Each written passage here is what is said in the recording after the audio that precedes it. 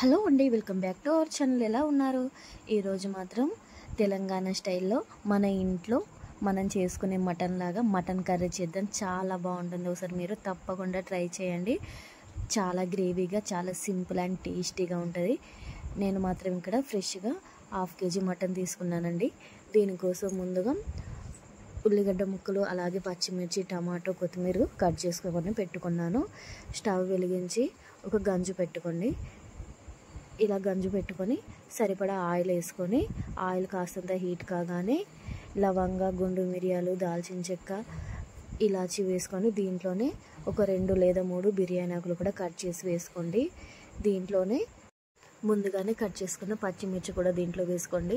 అంటే పచ్చిమిర్చి వేసేటప్పుడు కొద్దిగా జాగ్రత్తగా ఉండండి, ఎందుకంటే పైన పడే అవకాశం చాలా ఉంటుంది ఆయిల్ ఎగిరొచ్చి. చూసారు కదా, దీంట్లోనే సన్నగా తరుక్కున్న ఉల్లిపాయలు కూడా కట్ చేసి దీంట్లో ఫ్రై చేసుకోండి. అంటే మనము పొడుగు కట్ చేసుకుంటారు, అంటే గ్రేవీ ఎక్కువ కావాలనుకునే వాళ్ళు ఆనియన్స్ అనేవి కొద్దిగా ఎక్కువ వేసుకోండి. నేనైతే పెద్ద సైజుది ఒకటి వేసుకున్నా, చిన్న అయితే మీరు 2 వేసుకోండి. వీలుంటే అంటే పెద్దవి కూడా 2 వేసుకోవచ్చు. చూసారు కదా, దీంట్లోనే అంటే ఎప్పుడైనా కూడా ఏదైనా నాన్ వెజ్ చేసేటప్పుడు పోపు కోసం కొద్దిగా కరివేపాకు, అలాగే కొత్తిమీర కూడా వేసుకోండి. చాలా బాగుంటుందండి టేస్ట్. ఒకసారి మీరు ట్రై చేయకుండా ఎప్పుడు ఒకసారి ట్రై చేసి చూడండి. కరివేపాకు వేయకుండా కూడా కొత్తిమీర వేస్తే చాలా బాగుంటుంది. అలాగే అంటే నేను మాత్రం ఇక్కడ ఫ్రెష్ అల్లం వెల్లుల్లి పేస్ట్ వేస్తున్నానండి. అంటే ఏదైనా నాన్ వెజ్ చేసేటప్పుడు ఫ్రెష్ది అల్లం వెల్లుల్లి పేస్ట్ వేస్తే స్మెల్తో పాటు టేస్ట్ చాలా అంటే చాలా బాగా వస్తుంది. అంటే మీరే ఎప్పుడప్పుడు ఆలోచించండి. అంటే ముందు అంటే కొన్నదానికి చేసిన స్టోర్ చేసుకునే దానికి మనం ఫ్రెష్గా నూరుకునే దానికి చాలా తేడా ఉంటుంది. అంటే అల్లం మొత్తం పచ్చివాసన పోయిన తర్వాత కొద్దిగా పసుపు వేసుకోండి. ఇలా పసుపు వేసుకొని ముందుగానే కడిగి పెట్టుకున్న మటన్ కూడా దీంట్లో వేసుకోండి. చూసారు కదండి, ఇలా మొత్తం మటన్ వేసుకొని ఆయిల్ అనేది పీసులకు పట్టేలాగా ఇలా మొత్తం ఒకసారి మిక్స్ చేసుకోండి.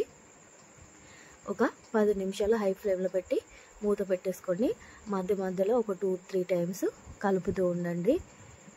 నేను మాత్రం ఇక్కడ గసగసాలు, చూసారు కదా, హోల్ గరం మసాలా, అలాగే కుడుక గసగసాలు కూడా తీసుకున్నానండి. అంటే గ్రేవీ అండ్ టేస్ట్గా రావడం కోసం అది మొత్తం మిక్సీ పట్టుకోండి. అంటే రోలు ఉంటే కనుక నూరేసుకోండి. చూసారు కదా, మూత తీసుకొని దీంట్లోనే నేను మాత్రం ఇక్కడ ఒక 4 స్పూన్ల కారం వేసాను. ఎందుకంటే పచ్చిమిర్చి వేసాం కదా, అందుకని. అంటే కొన్ని స్పైసీగా ఉంటాయి పచ్చిమిర్చి, కొన్ని స్పైసీగా ఉంటాయి. అంటే మీ ఇంట్లో వాళ్ళు ఎలా తింటారో, స్పైసీ ఎక్కువ తింటారా తక్కువ తింటారా అనే దాన్ని బట్టి వేసుకోండి. ఇలా వేసి కలుపుకొని మళ్ళీ ఒక 5 నిమిషాల పాటు మూత పెట్టుకోండి. మూత తీసిన తర్వాత దీంట్లోనే మనం సన్నగా తరుక్కున్న టమాటా ముక్కలు కూడా ఒకసారి వేసుకొని మొత్తంగా మిక్స్ చేసుకోండి. చూసారు కదండి, చాలా బాగుంటుందండి. చాలా సింపుల్ వేలో చేసుకోవచ్చు. ఇలాంటి సింపుల్ వీడియోస్ నా ఛానల్లో అప్లోడ్ చేస్తా. ప్లీజ్ అండి, వీడియోలు కనుక నచ్చితే ప్లీజ్ కామెంట్ చేసి సబ్స్క్రైబ్ చేయండి. అలాగే సబ్స్క్రైబ్ చేసుకునేవారు మొత్తం ఒకసారి అంటే ఆల్ అని కూడా గంట కొట్టండి ప్లీజ్ అండి. అంటే నేను మాత్రం కదా నార్మల్ వాటర్ వేసానండి. అంటే కొంతమంది చాలా మటన్ ఉడకదు కదా అని బాయిల్ చేసి మరీ హీట్ వాటర్ వేస్తూ ఉంటారు, అంటే హాట్ వాటర్ వేస్తుంటారండి. అలాంటిది ఏం లేదు. అంటే మీ ఇష్టము. అంటే బాగా ముదిరిన మటన్ కనుకుంటే కొద్దిగా లైట్గా గోరువెచ్చగా చేసి వాటర్ వేసుకోండి. నేను ముందుగానే చూపించాను కదండి మసాలా. ఇలా ఒక గుబులు వచ్చిన తర్వాత మనం నూరి పెట్టుకున్న మసాలా కూడా మొత్తం వేసుకొని దీంట్లో కొద్దిగా కొత్తిమీర, దీంతో పాటు కొద్దిగా ధనియా పౌడర్ కూడా యాడ్ చేయండి. చాలా బాగుంటుంది. ఆల్రెడీ మనం మసాలా మొత్తం వేసాం కాబట్టి మళ్ళీ మటన్ మసాలా వేయాల్సిన అవసరం లేదండి. దీంట్లోనే సరిపడా సాల్ట్ వేసుకొని ఒకసారి మొత్తంగా కలుపుకోండి. చూసారు కదండి, చాలా అంటే చాలా బాగుంటుంది. అండ్ మనం ఫ్రెష్ది అల్లం వెల్లుల్లి పేస్ట్ వేస్తున్నాం కాబట్టి అంటే దింపేసుకుని ఒక 10 నిమిషాల ముందు కూడా వేసుకోండి. స్మెల్ చాలా బాగా వస్తుంది. చూసారు కదండి, చాలా అంటే చాలా బాగుంటుంది. మీరు ఫస్ట్ టైం కనుక నా ఛానల్ చూస్తే ప్లీజ్ అండి నా ఛానల్ని సబ్స్క్రైబ్ చేసుకోండి. దీంట్లోనే లాస్ట్లో కొద్దిగా గరం మసాలా కూడా దీంట్లో యాడ్ చేసి మొత్తంగా ఒకసారి కలుపుకోండి. ఇలా మొత్తం కలుపుకున్న తర్వాత కొద్దిగా కొత్తిమీర వేసుకోండి.